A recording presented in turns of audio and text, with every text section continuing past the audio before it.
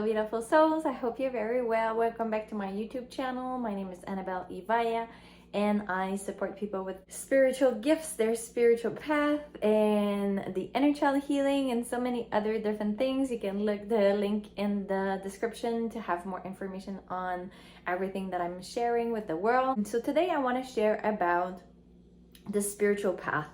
The spiritual path is very interesting because sometimes we can feel like we are actually going in circles, trying to release some patterns that we've been using and they're not supportive of us anymore. There's so many things that can happen so that we feel that we're actually not moving forward fast enough or in the right direction, and then we can kind of feel that we're in that void period where it's like, I don't know who I am anymore, I don't know where I'm heading, or just feeling very frustrated or tired of this continuous activation, clearing, going up and down, and this upheaval of like the life of having all of those challenges coming forward. The challenges are usually chosen by your soul. So every night we go to this beautiful higher realms and we chat with our higher self, we reconnect with other like-minded souls, and most of us, we have a mission on this earth, right? So we're checking the timeline and how we can actually make sure that our mission gets born into reality, and how we can support each other through that. But there's also the part that's individual to your soul. Your soul has come here to actually release a lot of the karmic things from all of your ancestral lineage.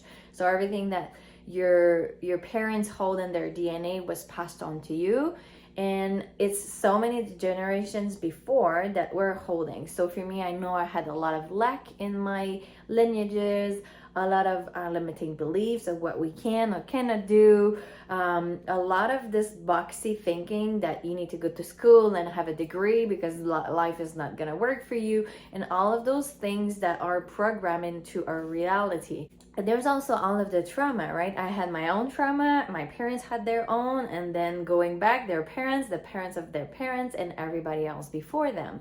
So we are holding so much density that the most important part of this journey is to be compassionate with yourself when you're actually going through a rough patch. And I know for myself, I've had a lot of ups and downs. For those that have or bought my book or read my book already, or those that will read it, you will see what I went through. It was not always fairies and beautiful in my life. I had my moments. So all of those events plus everybody else's struggles are in our energetic field, and as we move forward to bringing forward this new earth into this energy right now to actually embody those teachings, those beautiful higher frequency of acceptance and love, we need to release everything that's not that. And this is a lot of things. So I know that sometimes manifestation takes time. And I know when it doesn't happen fast for me and I'm like, what am I doing wrong? Because I've been asking for XYZ for so many months, even maybe my whole lifetime, and I haven't gotten it yet. I don't understand. What am I doing wrong? What should I be doing? So there's a lot of mental projections of what I should be doing or not. Your mental plane is not your best friend for that specific reason, because it can just make you loop and make you feel very disappointed and disempowered. If you go to your emotional state, maybe sometimes you can feel like these emotions, I've had those of feeling powerless or disconnected or separated, rejected or abandoned for so many years. When is that gonna end? And this is a question that I understand could be on your mind, on your heart, because we want to be free. We want to be who we are. We want to be able to actually embody those higher frequencies, not only when we meditate, but also in our life, right? We want to be able to see that in our reflection of this reality, there is good, right? We want to receive those manifestations that we've been seeding. So there is definitely these timelines in front of us, right? Those timelines are different options that might be very individual to you, and they can also be collective timelines. And when you step into this higher frequency of your highest timeline, everything has to leave. I told you last week I had published my book and I was sharing about it to all of my social media up until probably yesterday or the day before yesterday. I had so much clearing going on, so much memories of my childhood I needed to clear still, and so many things that, sometimes we can be so much in our mind and judge ourselves and critique ourselves. And when we went through a lot of things in our life, it's not easy to trust, it's not easy to be in relationships sometimes, and some people are more triggering, and sometimes we want things to go well and we're trying to be vulnerable and it doesn't work well, and there's so many things that can actually be making us feel that stepping out of our comfort zone is not good for us because it doesn't turn how we want it to turn. So that's like the lack of control make us feel sometimes a bit frustrated or impatient with things, because that's exactly it. Actually, it's not so much the outcome that's important, it's actually the way to till you get to that change that you want to experience. And stepping out of your comfort zone, trying to control the outcome, is kind of counterintuitive. It doesn't work this way, right? If you're actually stepping out of your comfort zone, you need to allow anything to go the way that it will go. You have no way of knowing how people will react to what you're gonna say if you're trying to be vulnerable. There is no way for you to know what's gonna happen if you change the way you are, if you're actually moving into a new version of yourself with new beliefs, new values, new things that are dear to your heart. The only most important thing is that you are true to yourself. That's the most important part. If you're authentic to yourself, and it's not that easy because we think we're authentic, but then if we receive some types of feedback, sometimes we're like, oh, I don't know if I should have said that. And then we're kind of trying to mold ourselves again to this older version of ourselves, which was maybe more accepted, right?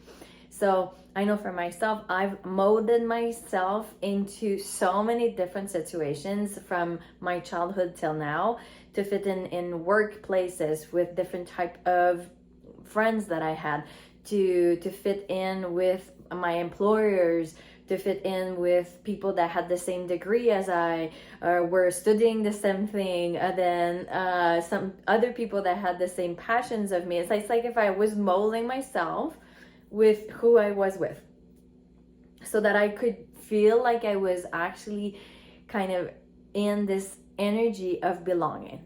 And actually, after a long time or even a short amount of time, you can actually feel that you're not actually belonging to these people because you're not authentic to you. So if you're changing yourself to fit in with anyone, you're actually leaking so much energy. You get tired, you get depleted, and you get frustrated because your relationship are not giving you what you need. It's like if you put the mask on while you start the relationship and you take the mask off at some point, the person is accustomed to who you were, but they might not be actually open to continue with you with this other version of yourself that you were shy to show first. So it's really about how can you be you with the last amount of trying to control anything, more than just controlling how you express yourself, because you want to express yourself with love, you want to express yourself with this truth. Our throat chakra is so important to be able to speak what is important to you, your feelings, your thoughts, and you hope that people will actually welcome those thoughts and those feelings. And if they don't, then this is your decision and your discernment to decide if these people are good for you.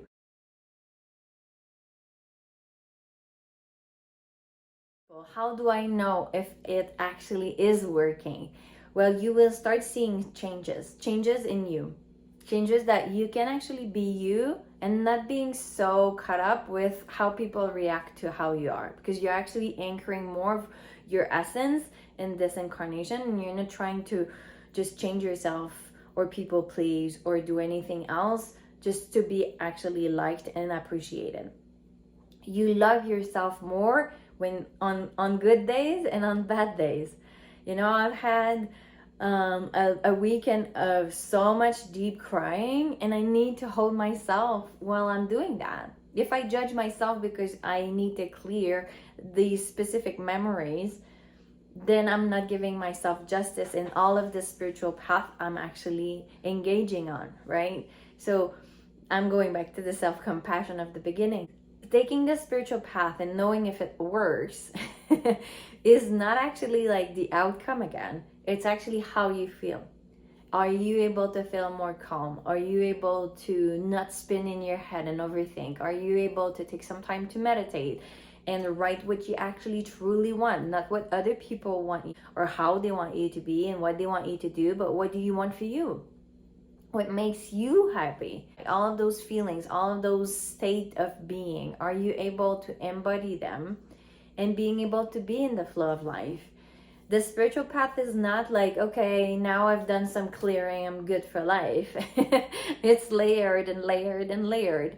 So how can you actually hold yourself accountable for your emotions and your reactions, and also being accountable for holding space for you wherever you are on this challenge wave, and choosing you more often, not saying yes when you want to mean no, not saying, you know, things that people want to hear, really tapping into your heart and seeing what you want to share with them, and being really the closest to be your authentic self as possible.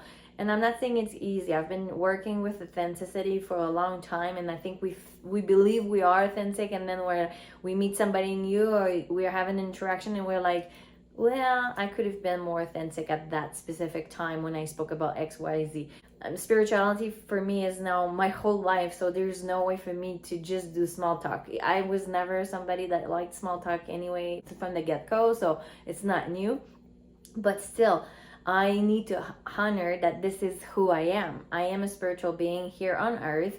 I do like other things and sports and activities that are not necessarily in this category of spirituality, but it's so much part of my life that I need to be aware that whoever comes into my life is okay with that they're okay with exchanging ideas, because that's what kind of makes me feel alive and activated and happy, like seeing where we actually match. Or at least if it's not everyone that's like that, having some people I can exchange with, for me, is really important, because I'm always learning. There's nothing for me that's set. I haven't like got my diploma in spiritual life forever, right? I'm gonna be learning and teaching more what I'm learning with all of you, because I feel it's so important.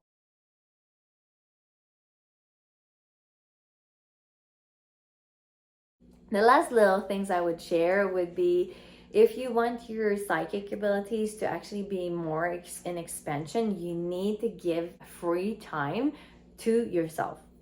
There's no way your psychic abilities will come online if you're booked from the time you wake up until the evening.